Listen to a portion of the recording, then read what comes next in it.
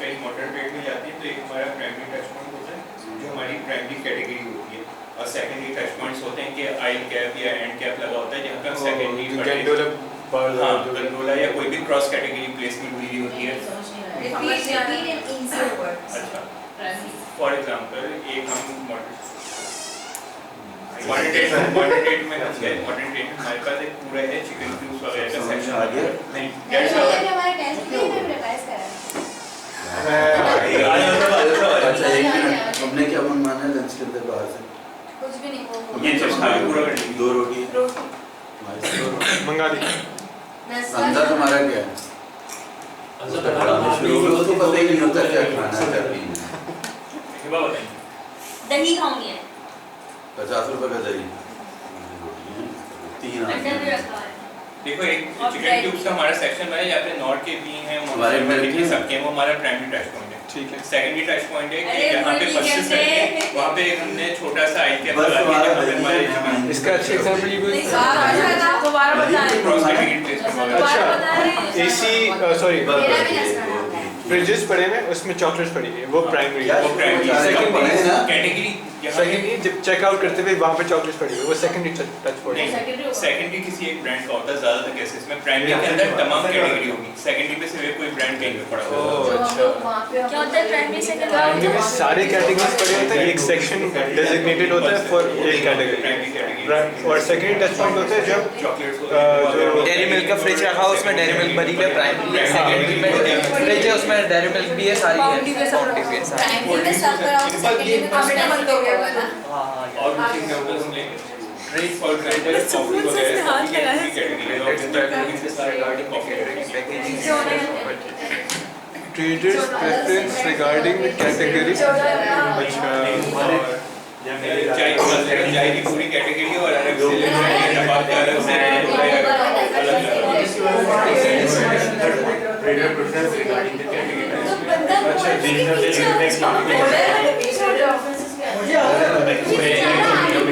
खरीदने वाली glass bottle है वो पार्टी है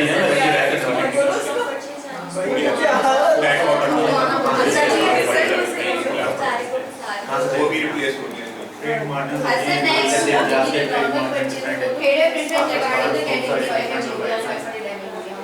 वो इसलिए ना कि पैड करते हुए अपने डेटा भी ज़्यादा पैड करता है ग्लास बॉटल का और करता है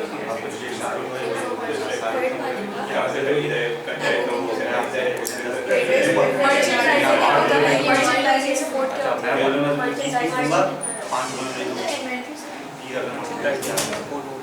जी जनाब।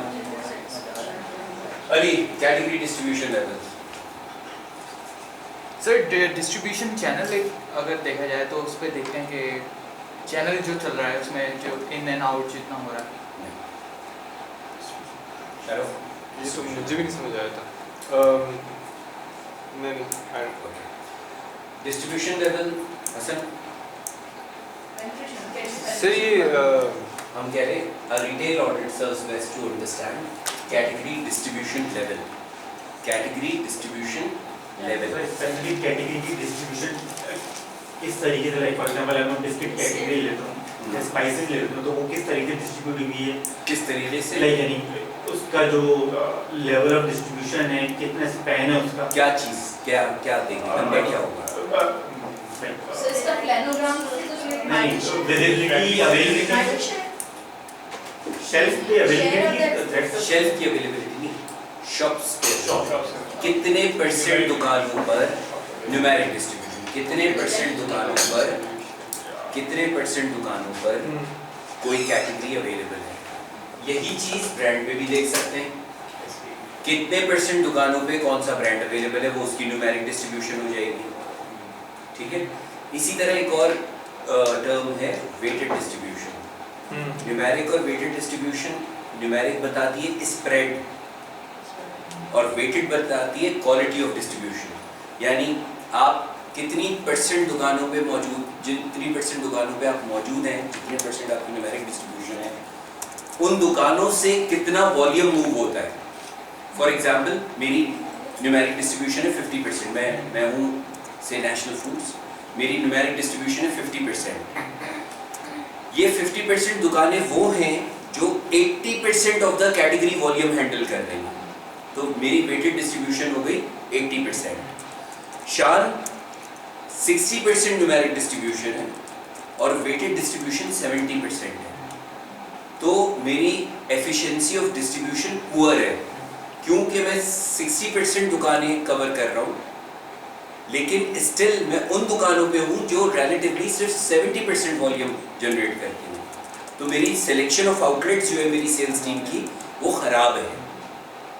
ये दो बेसिक पैरामीटर्स हैं जिनको हम देख रहे होते हैं कैटेगरी डिस्ट्रीब्यूशन लेवल की जब हम बात करते हैं, numeric distribution and weighted distribution.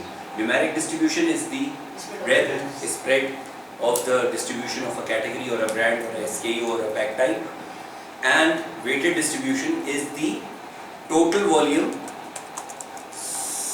sales by the shops where I am available, where a brand is available.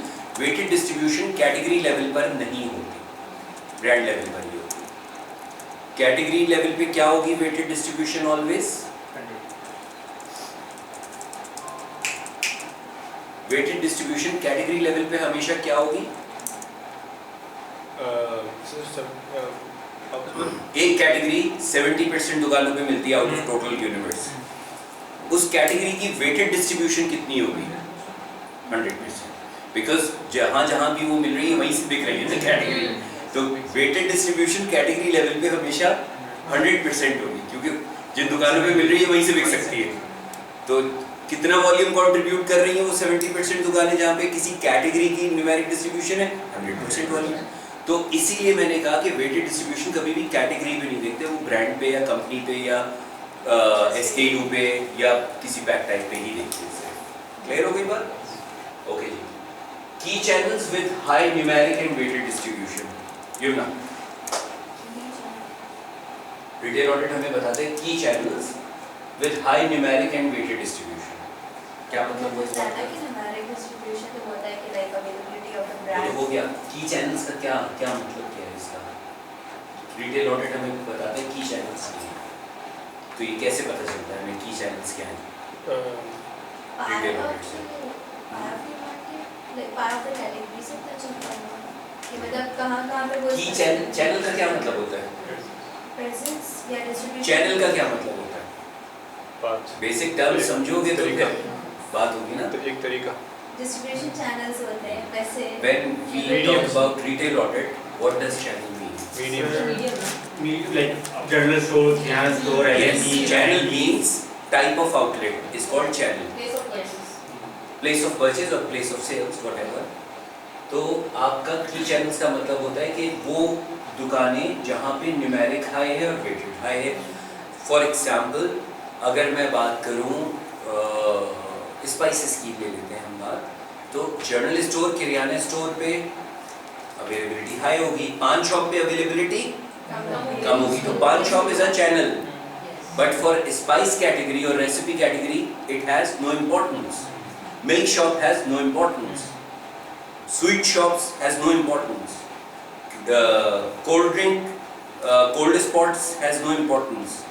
ठीक है, but when it comes to CSD, paan shops are equally important, milk shops are equally important, उन पे भी cold drink बिक रही है। ठीक है, व्हेन इट कम्स टू से कोल्ड कॉर्नर्स, तो ऑफ कोर्स वो तो इम्पोर्टेंट है ही हैं। ठीक है, इसी तरह से आप बात करें मेडिकल स्टोर्स, CSD के लिए मेडिकल स्टोर्स में भी इतने इम्पोर्टेंट नहीं होंगे, बट अगर मैं बात करूं सैनिटरी नैपकिन्स की, तो medical stores will become very important channel for that particular category. ठीक है, based on its numeric and weighted distribution. और वो सिंपल नंबर्स है कि जी इस चैनल के ऊपर GS के ऊपर न्यूमेरिक कितने परसेंट है, केस टोटल केस 2 लाख है, 3 लाख है, इन 3 लाख में से कितने परसेंट किराना स्टोर के ऊपर ये कैटेगरी मिल रही है, उसकी बेसिस पे मैं डिसाइड करूंगा कि ये चैनल मेरे लिए इम्पोर्टेंट है या नहीं है। यानी मैं अपने सेल्स वालों को जब टारगेट दूंगा कि बेटा तुम्हें किस टाइप की दुकानें कवर करनी है, तो मैं उसमें उनको चैनल्स बताऊंगा। LMT पे जाना, यहाँ जाना, पान शॉप पे नहीं जाना, वो तुम्हारे उसमें नहीं है। ठीक है, okay Abdullah, average stock levels. जो स्टॉक जो मतलब पूरे महीने में लेट्स से हम लीजिए कितना स्टॉक एवरेज स्टॉक क्या रखा होगा of any category of a particular category और अ ब्रांड, किसी भी एक दुकान, किसी भी नहीं, यूनिवर्स में एवरेज जब मैंने कह दिया टोटल यूनिवर्स में ब्रांड ए कैटेगरी का स्टॉक लेवल क्या है, यानी शैम्पूस के कितने पैक एवरेज पड़े होते हैं या कितने केजीज शैम्पू, कितने लीटर शैम्पू जो है एवरेज एक दुकान पे पड़ा होता है versus that of body wash. तो शैम्पू का एवरेज निकलेगा by virtue of all the SKUs available at an average outlet कि जी एक दुकान पे एवरेज पाकिस्तान में शैम्पू जो है वो से 10 लीटर पड़ा हुआ होता है, लेकिन बॉडी वॉश क्योंकि उसकी न्यूमेरिक ही बहुत कम है वो मसला, और न्यूमेरिक के बाद ब्रांड्स भी कम हैं, इक्का दुक्का SKU पड़े होते हैं, तो एवरेज जो है वो 2 लीटर पड़ा हुआ होता है। ठीक है, this is how we see either in units और इन वॉल्यूम्स, दोनों तरह से हम एवरेज स्टॉक लेवल देख रहे होते हैं। इसी तरह एवरेज स्टॉक आउट डेज देख रहे होते हैं, कितने दिन कोई प्रोडक्ट, कोई ब्रांड या कैटेगरी आउट ऑफ स्टॉक रही एवरेज इन अ मंथ। तो ये सारी चीज़ें रिटेल ऑडिट से हमें पता चल रही होती हैं, जिसकी बेसिस पे Out of stock है।